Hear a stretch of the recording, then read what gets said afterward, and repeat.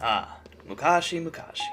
Footsteps reverberated throughout the empty streets. The all-embracing blanket of water from the afternoon's rain was the only visible surface, forming its shape from the ground below, and its image from the stars above. Filled with regret for leaving Romeo's side, Mercutio walks alone this night. He skipped as he fled the scene, anxious to find a worthy conclusion to what otherwise was a glorious evening. Voices echoed behind him. They were the voices of the damned, voices of men and women Mercutio could never kid nor jest with. He could hear them laughing. Mercutio dead? The great kinsman himself? A man squeals like a pig and expects to attract no predators. If not for his blood relations, he would have laid dead in the streets long ago.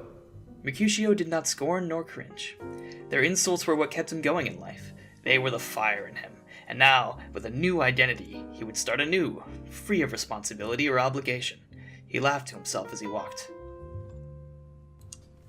Then, silence. Mercutio stopped walking. Sadness and remorse were unfamiliar feelings to Mercutio, and they would not find him here. Not now, not ever. Still, a feeling lingered that he could not identify. He stopped for a moment to reflect upon this. Taking in the cold atmosphere of his surroundings, he observed all that was known to him. This town in which he was raised looked no different to him now than it did when he was a child. Its walls stared down upon him intently, as they always had. Its roads forever bound the civilized world to order. They, too, remained with lasting permanence. It was the sounds of this place that had just begun to bother Mercutio. There weren't any. Gradually, he recognized the feeling that enveloped him, the everlasting hum of anxiety. He stood silently in the middle of the street, uneasy, for in that moment, all was not right with the world.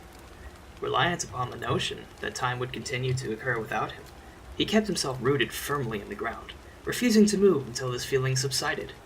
Just then, his thoughts converged with a new string of information, laughter emitting from a tavern in the distance. This was familiar. Mercutio understood this new element. With this, he began to move towards the edge of town where the noise had settled. Although set on fleeing society under the cover of night, the day's events had left him exhausted. The tavern was grand, larger now than Mercutio would have gathered if he was not still recovering from his delirium. Its entrance carried with it an unusual aura of attraction. Standing outside the entrance, the thought of the building's odd appearance slowly began to dawn on the lowly Mercutio. A faint inner voice pleaded with him, urging him to return to his mission. After a moment of pondering, he decided what's done is done, that it was time to move on. But as he passed the building, the smell of the food and the allure of the ever-present merrymaking grew increasingly strong. Willpower notwithstanding, Mercutio rushes to a window outside of the tavern, only to find that it was blocked. His curiosity piqued, and a grin fell across his face. Mercutio opened the door, looked in, and saw nothing. Taken aback, Mercutio's excitement dwindled. Walking away from the tavern, Mercutio noticed that the strange feeling had grown softer. The building still beckoned to him with great anticipation, but as he distanced himself from it, the feeling became fainter until it vanished entirely. At that moment, something greater than himself willed him to decide that he should never return to the tavern. Not now, not ever. Even in this moment of clarity, Mercutio could just make out the eerie sound of merrymaking as he continued down the empty street. A few moments pass, and it was forgotten. And with that, the unnerving silence of the night erupted into a chaotic mob of confused citizens as the waking world rushed to listen to the sudden ringing of the church's bells, which continued to sing out ominously. Mercutio knew that this would be his last chance to avoid detection, so he began to flee. Outside the walls of town, he could hear the panicked voices of the citizens. Romeo and Juliet have been slain. The fire must have done it. No, it was her. She wanted this to happen. Mercutio staggered as he ran. Could they really be dead? He thought to himself as he sprinted into the night. With all that he had known now far behind him, Mercutio neared the edge of civilization where a new boundless future lay ahead for him. As he pushed forward, Mercutio's pronounced canter soon diminished into a meretricious silly walk. During his childhood, Mercutio had always preferred the freedoms of the countryside over the conformity of the city. His adulthood had done little to affect his disposition, yet he felt something was wrong. Though he was surrounded by the openness of the countryside, he did not hear the corresponding sounds that came with it. As a matter of fact, the road was silent, save for Mercutio's breathing. Assuring himself that it was nothing, Mercutio pushes onwards towards a new life. As Mercutio walks down the dirt road, paved city streets, a distant memory, he hears rustling, coming from the roadside foliage. Mercutio tenses up, preparing for Romeo to jump out of a bush to tell him that he too faked his death. but the bush only yields a couple of gilt-faced stray dogs. Without hesitation, Mercutio pushed himself through the vegetation. At that moment, the scene that Mercutio beheld truly frightened him.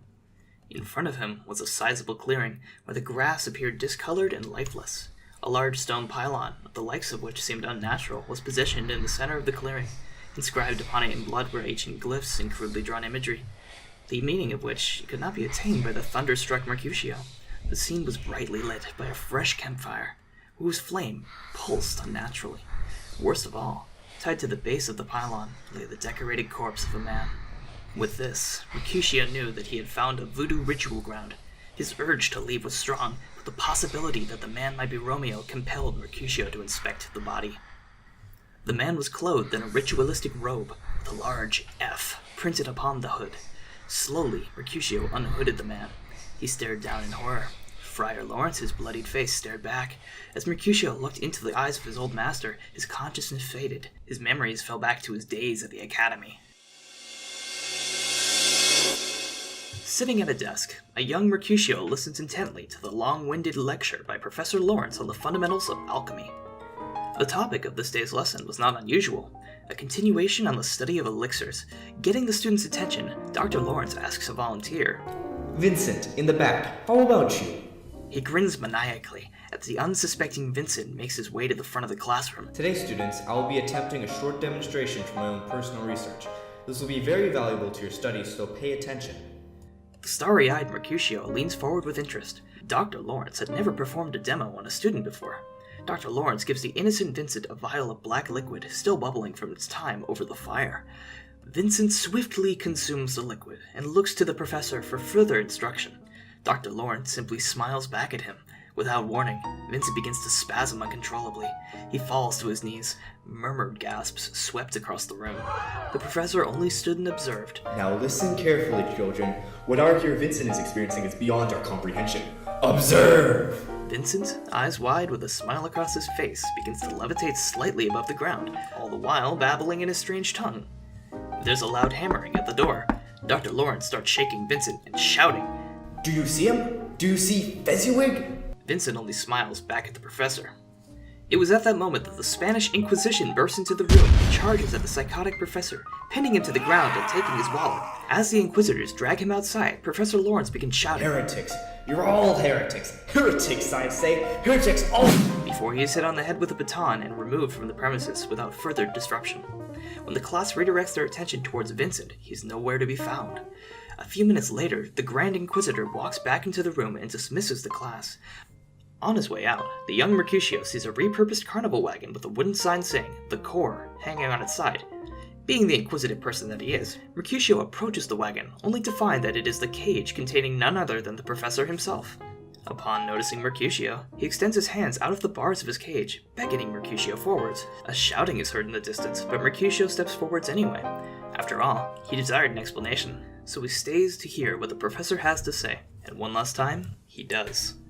Just as the Inquisition grabs Mercutio from behind, his master's voice echoes in his head. Do you believe in miracles, brother? Mercutio awakes from his memory in front of the fire. Friar Lawrence's body remains untouched. As he gets up to leave, Mercutio turns around to inspect the old professor's face one last time, but notices something odd.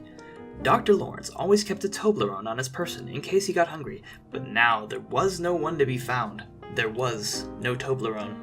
It seemed without a doubt that whoever murdered the friar had also taken his sugary delight. Mercutio walks back to the road after another moment of silence for the friar, and resumes his journey. It was now well past midnight, and the morning twilight had begun to glow on the horizon. As he walked, Mercutio seemed to fade in and out of consciousness. At one moment he sees himself walking onto the path, and the next he's a mile down the road. As he walks, Mercutio goes into an even greater state of delirium, sometimes feeling like he had never left the campsite at all. Mercutio stumbles and falls. After a moment, he picks himself up only to find himself beset with joy. He had happened upon his primary destination, an enormous statue of a man. Mercutio had heard stories of the statue ever since he was a child, and had always longed to see it with his own eyes. For this reason, he had made it his goal that if he should ever feel the need to fake his death, the statue would be his first destination. There was something odd, however. Before the man stretched an immense ravine, wider than the trenches of the great cities and deeper than the mind could comprehend. The statue was of a tall man in the cloak. He wore a 5 o'clock shadow that made him sort of intimidating, and it showed that whoever made the statue was quite the handyman of his craft.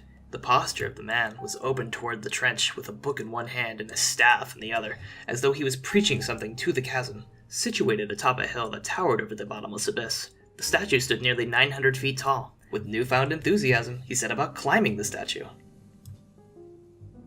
8.5 hours later, Mercutio sat upon the shoulder of the giant and looked up at the stars. Suddenly stricken with inspiration, he shouted to the night, "Every man is a creature of the age in which he lives, and few are able to raise themselves above the ideas of the time." A voice softly speaks out in reply, The core! The core! Startled, Mercutio stumbles forwards and falls to his death. In the last moments before his final breath, he saw Rosalind perched above him, eating a Toblerone. Epilogue. In the minutes that followed, Mercutio shuffled off this mortal coil and woke up in a dream. It was the very same dream that awaited poor Vincent all those years ago. The Grand Hall of Fezziwig, an unearthly realm, the displaced tavern, unrelenting, where all roads must lead. Truly, all roads lead to Fezziwig's. The length of time that young Mercutio spent in this place is uncertain. All that can be said is this. For a time, Mercutio met with Fezziwig himself, the great Englishman, the unforgiving one. Of what they spoke is uncertain. At last, Mercutio drifted from the hall in a most untimely way, and when he opened his eyes, Friar Lawrence stood before him, a solemn look on his face. He had dreadlocks. I struck a deal with my friend Englishman. To pay your taxes, why yes indeed. My boy, it's true the time has come. I've been invited time of need to one which all will... It was at this point that Mercutio stopped listening. He really didn't care anymore. Before he left, the friar gave Mercutio his trusty Toblerone. It was covered in blood. Keep it safe, brother. And then, he was gone.